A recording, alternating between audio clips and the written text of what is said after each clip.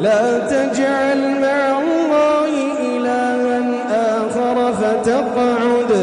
فتقعد مذموما مخذولا. وقضى ربك ألا تعبدوا إلا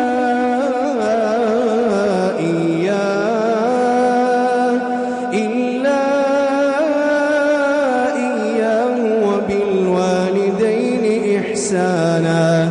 إما يبلغن عندك الكبر أحدهما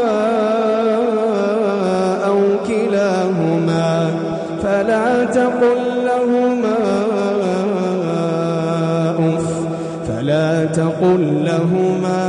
أف ولا تنهرهما وقل لهما قولا كريما.